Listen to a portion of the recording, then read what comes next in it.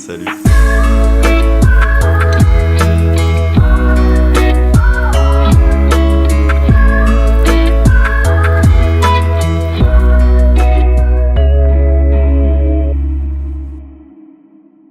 Salut tout le monde. Bon, bienvenue dans cette deuxième vidéo. J'espère que la première vidéo vous aura plu. Moi, je suis content de vous retrouver dans cette deuxième vidéo parce que, à mon avis, c'est un sujet qui peut en intéresser plus d'un. C'est mon appartement à Bangkok. Comme vous avez pu le voir dans le titre de la vidéo, je paye mon appartement à peu près 480 € par mois.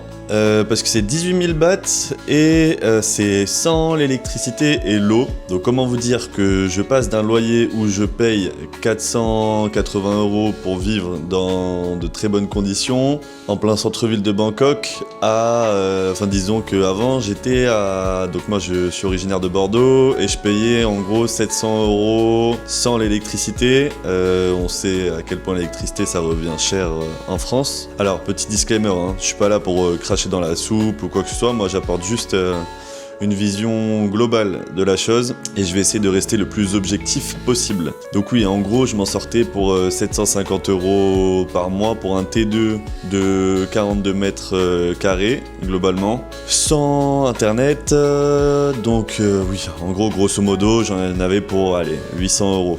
Et ici, on va dire que globalement, avec internet, toutes les charges, ça me revient à 500 €. Et en plus, je suis très bien placé. Et vous allez voir la suite, parce que je trouve que le plus de cet appartement, c'est pas l'appartement en lui-même. C'est, même s'il est cosy, c'est un petit appartement qui est pas mal pour vivre tout seul. Après, tu peux vivre à deux dedans aussi, mais faut pas avoir peur de la promiscuité. Mais c'est ce qui entoure l'appartement qui est pas mal. Qu'est-ce que je vais vous montrer en premier ? Déjà, je vais vous montrer ma chambre, parce que c'est un T2, étant donné qu'il y a une chambre. Donc c'est un T2, je crois qu'il fait 32 ou 37 mètres carrés. Mes infos sont pas précises du tout finalement, mais il me semble que ça fait 32 mètres carrés si je vous dis pas de bêtises. Donc on va commencer par la chambre. Donc là on est dans mon séjour, la chambre ça donne ça. C'est mon jeune lit. À savoir qu'il y a quelque chose qui était pas très cool là-dedans. Ça c'est mon dressing. Donc il y a quand même assez de place, hein, sachant que moi je vis solo. Pas besoin non plus d'un dressing de 48 mètres carrés. Hein. C'est la vue depuis ma chambre. Donc c'est plutôt sympa, pour être honnête. Même si je la préfère de nuit. Franchement, c'est super cool. À savoir que je suis au 34e étage sur 40. Donc ouais, faut pas avoir le vertige parce que... parce que t'es au 34e étage, mon gars, ou ma gars, et que ça peut vite te rendre fou. Hein. Ensuite, je vais vous montrer du coup mon séjour, qui est petit, mais efficace. En fait, l'avantage, c'est que c'est bien agencé. L'appartement, il est loué meublé. Donc moi, j'ai rien ramené. Par contre, l'inconvénient, c'est qu'il m'a été loué comme ça. Donc ça, c'est super cool, ok, tout est mignon. Faut que j'arrête de dire mignon, c'est nul. Donc tout est beau, tout est clean. À savoir que l'immeuble, il a 3 ans. Donc c'est super récent. C'est loué meublé, sauf que on m'a fourni les meubles, mais pas les ustensiles. C'est-à-dire que je n'avais pas de drap ici, et je n'ai pas non plus de vaisselle. Donc ça c'est l'aspect un peu plus délicat, mais bon c'est pas grave, hein. Il suffit d'en acheter, ça coûte vraiment pas cher ici vu qu'on est en Thaïlande et que tout est beaucoup plus cheap qu'en France. Le jeune frigo carrément, c'est un frigo, hein, je vais pas vous présenter un frigo. On a une table, ici il y a ce qu'il faut si jamais je veux cuisiner. Les placards en haut, mais effectivement les placards sont vides. Donc là dehors on a également une machine à laver et un petit balcon avec la même vue que tout à l'heure. Après vous avoir montré l'essentiel, je vais vous montrer ma salle de bain. Donc pas besoin de passer 45 000 ans dedans non plus, mais donc en vrai c'est une petite salle de bain cozy. Comme je vous ai dit, en fait l'appartement il est hyper récent. Je crois que je suis le deuxième locataire. Il y en avait un avant moi et effectivement il a 3 ans, donc en réalité c'est du quasi neuf. Globalement ça donne ça mon petit appart. Là on va passer à une partie plutôt intéressante. Pour rentrer dans mon appart, j'ai pas besoin de clé. Ici, il y a un petit boîtier. J'appuie dessus, je mets mon code et je rentre. Donc pour les gens qui perdent souvent leurs affaires, c'est l'idéal. Donc moi, je suis tout au fond là-bas. Ça, c'est les parties communes. 2 ascenseurs ici, enfin 3 en réalité.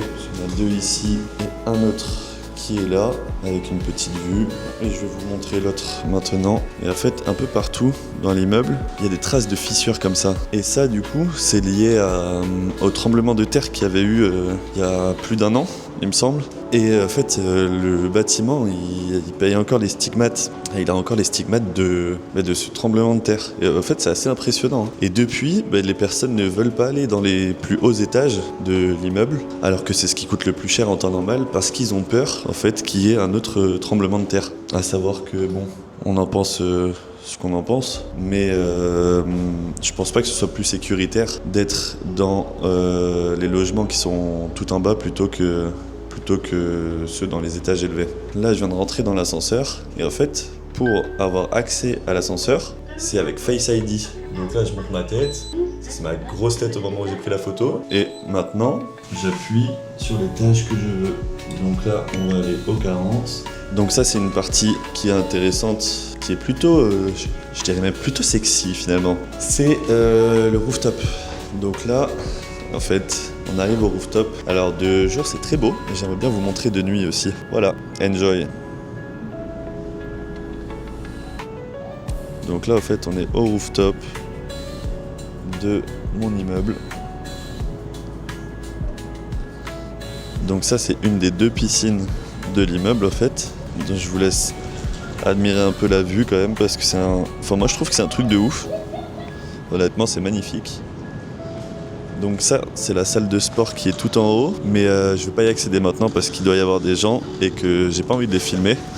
Je vous le montrerai dans une prochaine partie. À savoir que l'avantage ici, je sais pas comment c'est en France parce que j'ai jamais essayé, en fait tu peux filmer et les gens n'en ont rien à faire. C'est-à-dire que tu fais ta live, ils font leur live, à partir du moment où tu t'adaptes à la culture et que tu les déranges pas, et ben honnêtement ils vont jamais te causer de problème. C'est l'avantage avec la Thaïlande. C'est que les gens sont hyper respectueux. Donc après, je vais pas m'improviser expert en culture thaï, mais les gens sont vraiment hyper respectueux. Il n'y a pas besoin d'être un expert pour le constater. Et en toute honnêteté, j'aurais tendance à dire que la majorité des étrangers le sont aussi. Dans tous les cas, il y a forcément du bon et du moins bon un peu partout, mais en tout cas à Bangkok, rien à dire. On est sur une partie du rooftop sur laquelle je ne vais jamais.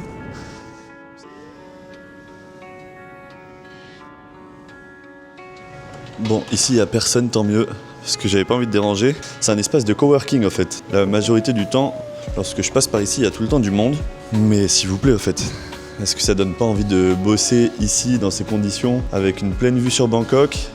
Ici, tout en bas, t'as la vue sur la piscine en plus. Honnêtement, c'est quand même très cool, je trouve. Il y a une super vue, encore une fois. Et c'est l'avantage de ces bâtiments aussi, étant donné qu'ils ont généralement 30, 35, 40... étage, ça te donne forcément une vue incroyable. Et ça, si je dis pas de bêtises, en fait, c'est le périph' ou la rocade de Bangkok. Allez, on continue le petit room tour. Donc là, on sort de l'espace de coworking. J'y vais souvent pour monter mes vidéos, moi. C'est totalement faux, carrément. C'est Damien qui monte mes vidéos. Grosse dédicace aux Dams, d'ailleurs. Le crack. Là, on arrive sur une jeune partie pour les charros ou pour les gens en couple tout simplement. C'est des petits lits en fait où tu peux te poser généralement en fin de journée parce que ouais, il y a une chaleur assez étouffante sur Bangkok. Après moi ça me dérange pas du tout, c'est pour ça que je suis venu ici, au contraire, j'avoue que c'est ce que je cherchais. Mais ouais, effectivement en fin de journée ça peut être sympa. Là, petit espace fleuri, ça aussi en fin de journée. Tu peux venir te poser ou même en journée si tu veux bronzer. Et là, c'est pour la partie si tu souhaites poser ton hélicoptère carrément. Pour les gens qui ont un peu plus de moyens, ils peuvent mettre leur hélico ici. C'est quand même un truc de ouf. Bon, moi le mien il est en révision là, il a pas passé le contrôle technique mais bientôt j'en aurai un. Comme vous le voyez, il y a vraiment le panneau pour les hélicos ici. Je vais vous montrer du coup le reste du condo, un mec qui est en train de regarder un épisode de Bob l'éponge tranquillement carrément.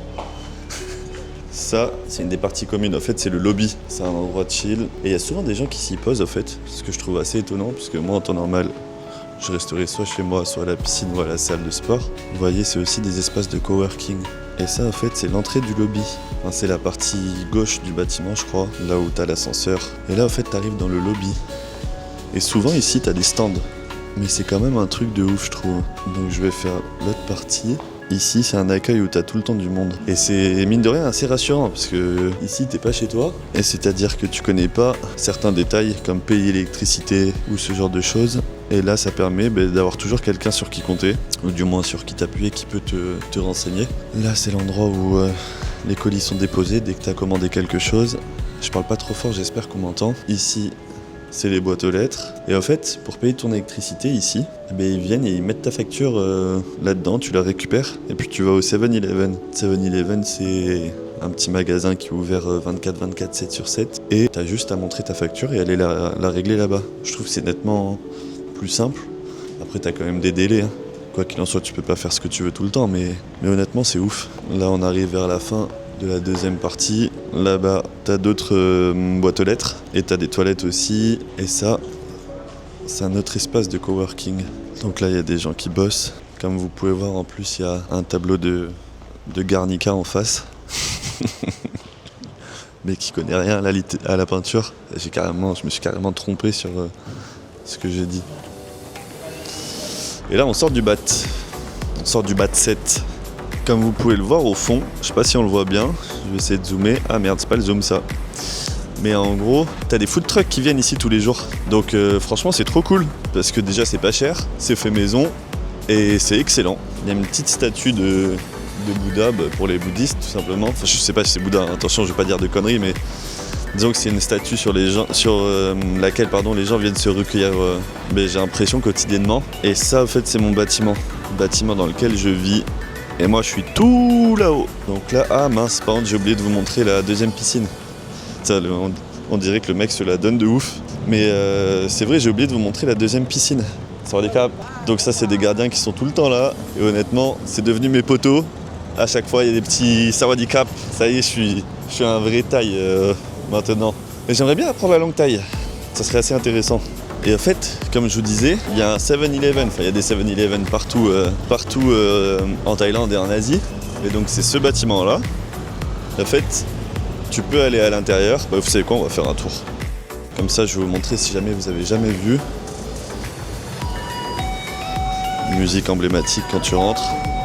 En musique, sonnerie. T'as de tout. Donc ça c'est des plats, si je dis pas de bêtises, c'est des plats qui sont préparés le jour même ou la veille, donc c'est plutôt frais, et c'est pas de l'industriel. Encore une fois, corrigez-moi si jamais je me trompe, hein, mais à chaque fois que je l'ai mangé, du moins ça me paraissait plutôt frais. Ça c'est le rayon des boissons. Et ça l'avantage, c'est que c'est ouvert 24/24 et 7/7.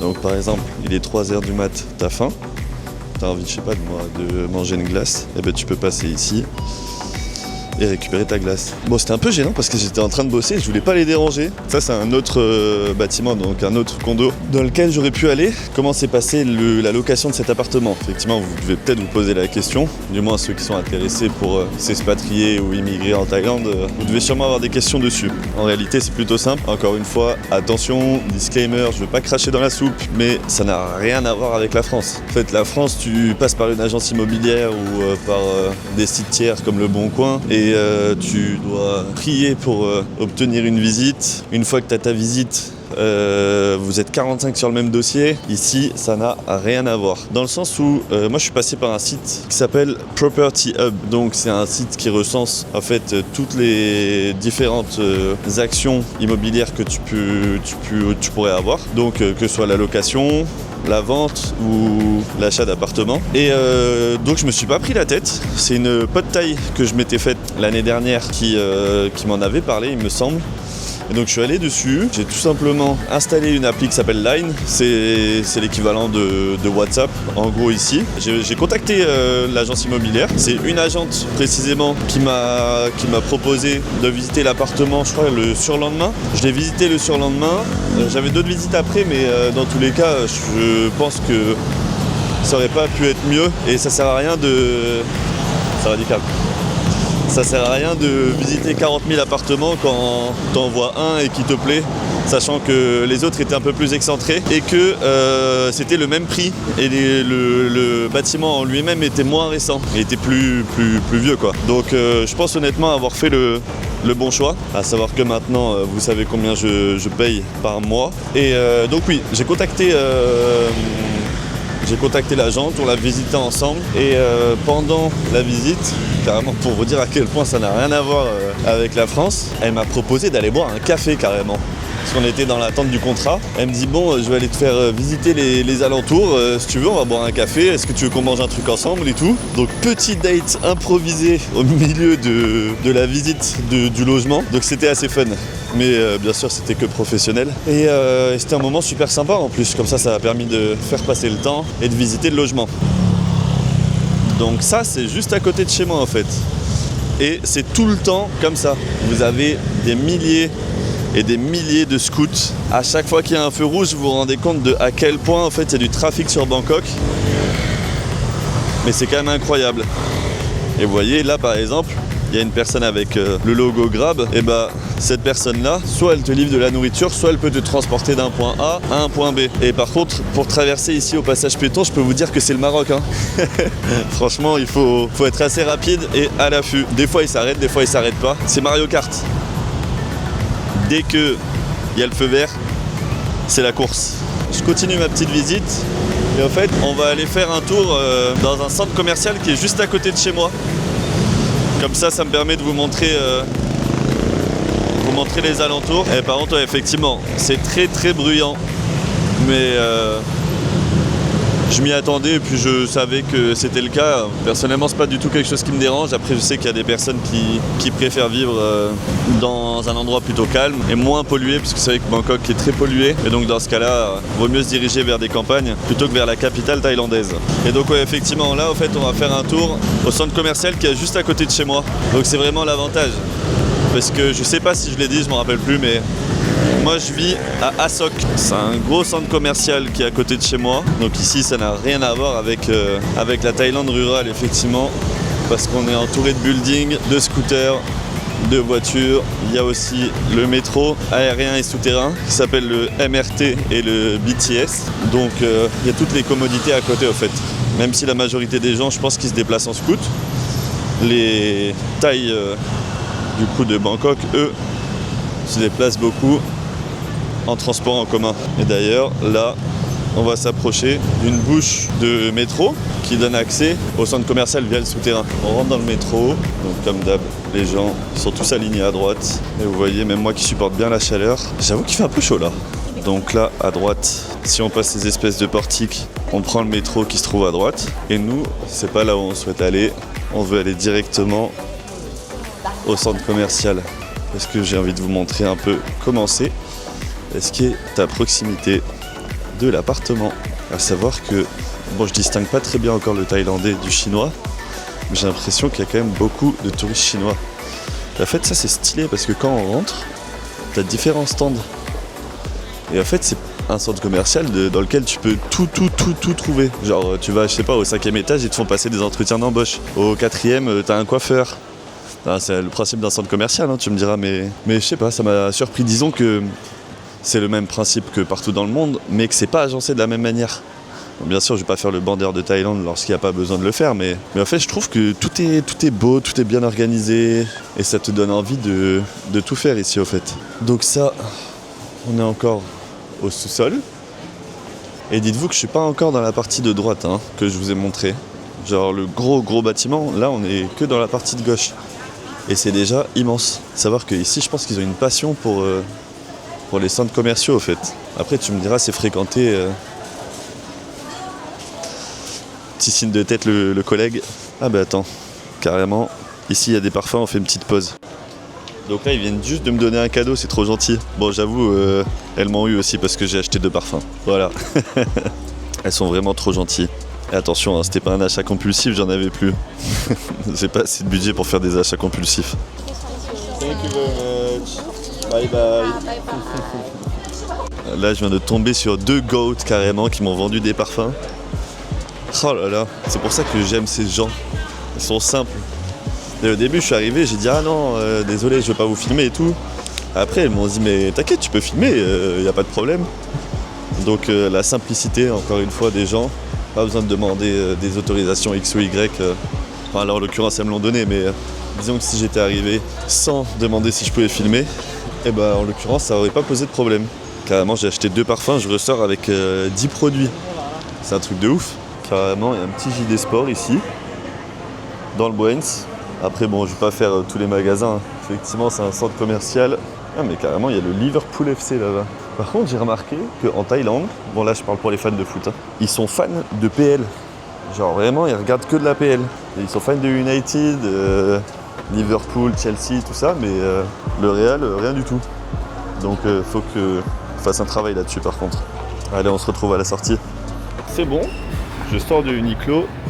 Alors, je sais pas encore bien convertir les bahts en euros, mais 2 shirts de la dernière collection, j'ai payé ça 1182 bahts. Alors, les experts Uniqlo, dites-moi si jamais c'est cher ou pas. Même si je pense que le marché du textile en Asie, il est quand même moins élevé que celui de la France. Bref, de base, ça partait pas en vlog, centre commercial et achat d'habits. Donc on va se stopper là pour ça. Et puis on se retrouve plus tard. Parce que pour terminer ce vlog, j'aimerais bien vous montrer aussi le logement, mais de nuit. Parce que de nuit, c'est quelque chose. Allez, on se retrouve plus tard. De retour de night, cette fois-ci, pour vous montrer comment ça rend de nuit, tout simplement. Quand j'y repense, franchement, vous m'avez obligé à ranger mon appartement pour faire une vidéo. C'est quand même une dinguerie. Donc minimum tu likes. Avec tout le respect. On retourne dans la chambre. Ça, c'est les achats du jour.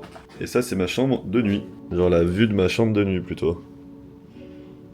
Donc, dites-moi ce que vous en pensez. Mais honnêtement, je trouve vraiment ça beau.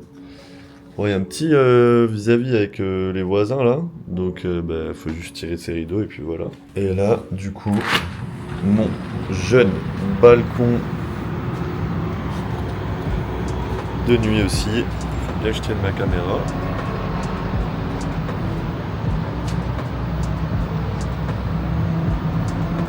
Ça, c'est le condo d'en face.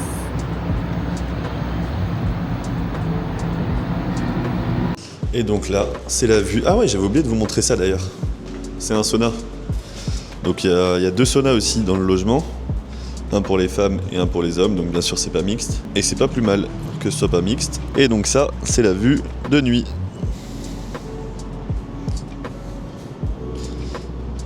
Perso, je préfère de nuit que de jour. Comme vous l'avez compris, honnêtement, je trouve que c'est une dinguerie monumentale. Et c'est un des points positifs de pourquoi j'ai pris cet appartement et pas un autre. C'est parce que c'est vraiment une folie. Genre là... Je sais pas si vous arrivez à percevoir au fond le périph' dont je vous ai parlé.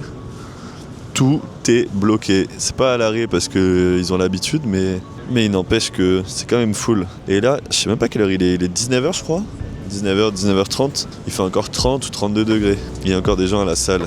Ça, faudrait que je vous le filme une autre fois. Et donc voilà, c'est la partie que je voulais vous montrer. Vous savez quoi, on va finir sur cette vue. Donc j'espère que cette vidéo vous aura plu. Encore une fois, bon, je vais sûrement me répéter, mais moi je prends vraiment du plaisir à tourner ces vidéos. Parce que bon, je vous montre mon quotidien et j'essaie de vous le montrer sans artifice. S'il y a du positif, je vous le montre.